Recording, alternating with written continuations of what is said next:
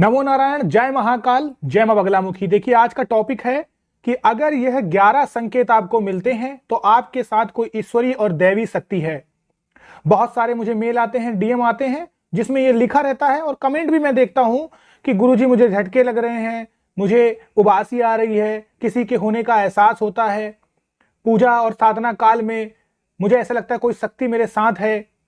मेरे ऊपर सवारी खुल के नहीं आती है। तो ऐसे अनेकों अनेक आपके क्वेश्चंस हैं जिसका जवाब मैं अपने आज के इस वीडियो के टॉपिक के माध्यम से आपको देने की कोशिश करूंगा। वो 11 संकेत मैं आपको बताऊंगा। अगर आपके भी साथ हो रहे हैं तो समझ जाइए कि 200% आपके साथ कोई दैवी शक्ति है। सबसे पहला, किसी भी ईश्वर की प्रतिमा को देखते ही अगर आपका रोने का मन हो जाता है, आप भाव विभोर हो जाते हैं, भक्ति विभोर हो जाते हैं और साथ ही साथ आपको भूख प्यास सब लगना बंद हो जाती है, आपको लगता है कि बस अब मुझे पूजा करनी चाहिए, साधना करनी चाहिए, कब यह पूजा और साधना का समय हो और मैं भगवान की साधना में लीन हो जाऊं। अगर यह भाव आपके अंदर आ चुका है तो बहुत बहुत कंग्रेचुलेशन, आप पहली सीढ़ी चढ़ चुके हैं। दूसरा, किसी भी प्रतिमा या मूर्ति को देखते हुए या तस्वीर को देखते अगर आपके शरीर में झुरझुरी होती है, आपका शरीर भारी होता है, आपकी आंखों से आंसू आते हैं, आपको लगता है कि कोई चीज बहुत भारी मेरे शरीर के ऊपर है, एक शरीर के ऊपर एक बहुत बोझ है, तो आप समझ जाइए कि आपके ऊपर किसी की सवारी आने वाली है। थर्ड, अगर आपकी आंखों से अपने आप ही आंसू बहते हैं और आपको ये आंसू समझ में नहीं आ रहे हैं कि कैसे आ जाते हैं एकदम से देखते ही, और आपको लगता है कि कोई शक्ति या कोई इंसान या कोई ऐसी चीज जो आपके साथ ही हमेशा रह रही है, जब आप सोते हो तो उसके सोने का एहसास हो, आप चलते हो तो आपके इर्द गिर्द चलने का आपको एहसास हो, ऐसा लगता हो कि कोई आपके बगल से निकला है, तो आप समझ जाइए कि कोई ईश्वरी शक्ति या किसी कोई भगवान का गण आपके साथ है। चौथा क्रम, अगर आपकी प्रतिमा पर, मूर्ति पर रखा हुआ फूल या पत्ता आपके सामने गिर जाए, साथ ही साथ कोई भी कार्य जो अब फ्यूचर में होने वाला हो,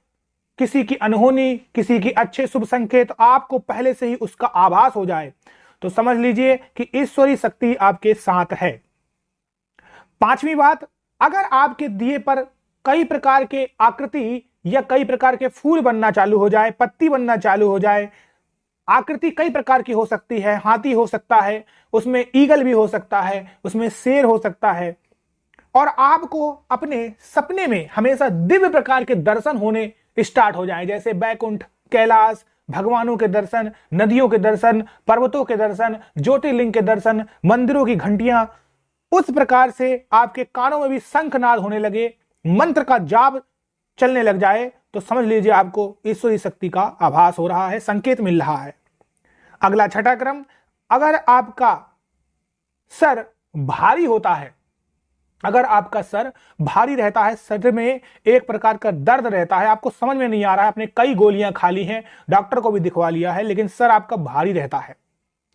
तो आप समझ जाइए कोई ईश्वरी शक्ति का आपके ऊपर प्रभाव है, आपके ऊपर आना चाहती है, सवारी आना चाहती है, और आपकी आंख अगर हर समय ब्रह्म मुहूर्त में ही खुल जाती है, तो ब्रह्म मुहूर्त का मतलब मैं 2 से 3 बजे के बीच को नहीं मानता हूं, ब्रह्म मुहूर्त का मैं मतलब मानता हूं कि अगर आपकी आंख 4 बजे से लेकर तकरीबन 3:45, 3:45 से लेकर 5:30-6 बजे तक के बीच में खुलती है हमेशा, तो ईश्वरी शक्ति चाहती है कि आप उस समय का सदुपयोग करें और साधना मन से करें। अगला क्रम, 7वां क्रम, मंत्र जाप करते समय आपको नींद आने लगती है। अब ये नींद पूरी तरीके की नींद नहीं होती, एक झटका टाइप का आता है हल्का सा, और फिर से आप उठ खड़े होते हैं, आपको लगता है कि मुझे नींद आई थी, तो इसे नींद नहीं कह सकते हैं, इसे एक झटका कह सकता है। जब आपकी निगेटिव एनर्जी बाहर निकल के नई एनर्जी आती है, तब आपके शरीर को ऐसा झटका लगता है और आपको लगता है कि मुझे नींद आ गई, तो यह भी ईश्वरी शक्ति आने का एक वरदान होता है। अगला क्रम, 8वां नंबर, पूजा करते समय आपके हाथ से माला का छूट जाना,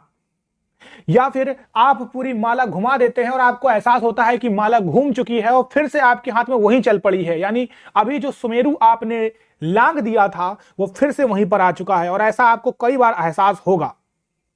आपको लगेगा कि ये मेरी माला खत्म ही नहीं हो रही है। अगर आपको उस जगह में, उस वातावरण में गर्मी होते हुए भी ठंड का अनुभव होने लग जाए, एकदम से वो वातावरण का जो तापमान है, डिग्री है, वो बदल जाए, तो आप समझ लीजिए कोई ईश्वरी शक्ति वहां पर आसपास है, कोई गण आपके आसपास है। 9वां पॉइंट, अगर आपकी अगरबत्ती जिस भी आपने स्टैंड पे लगा रखी है वहां से गिर जाती है, या फिर आपको किसी भी प्रकार के खुशबू का एहसास होता है, वो खुशबू कई प्रकार की हो सकती है, वो खुशबू किसी की दैवी शक्ति की हो सकती है, किसी इत्र परफ्यूम की हो सकती है, किसी फूल की भी हो सकती है, तो अगर आपको यह एहसास होता है तो कोई देवी देवता या उसका गण आसपास ही है। अगला पॉइंट 10 नंबर, अगर आपको जाप करते समय उबासी आती है। अब उबासी का मतलब है कि आपको थोड़ी सी उबासी आएगी। अब ये नहीं है कि आप कई महीनों से, 7-8 महीनों से भी साधना करते जा रहे हैं और आपको उबासी आ रही है। उबासी का मतलब है अगर शुरुआत के क्षण में कभी कभी आपको 1-2 बार उबासी आती है, और इसके साथ एक और लक्षण है कि यह उबासी आपकी आलस की नहीं है। इस उबासी आते समय आपके सर के पीछे के हिस्से में और साथ ही साथ आपके थर्ड आई यानी आज्ञा चक्र में भी दर्द होगा। ऐसा लगेगा कि आज्ञा चक्र खुलने वाला है, थर्ड आई ओपनिंग होने वाली है और सर हमारा फट जाएगा। तो समझ लीजिए कोई ईश्वरी शक्ति आपके ऊपर आने वाली है और प्रोबेबिलिटी है कि आपका आज्ञा चक्र भी खुलने वाला है। अगला पॉइंट 11 नंबर, शरीर में कंपन होना, झटका सा लगना, एकदम जैसे ठंड में हम सिहुर उठते हैं वैसे ही एकदम से सिहरन सी होना, शरीर में हिलना, ऐंठ जाना, और जो भी सोचो वो होने लगना।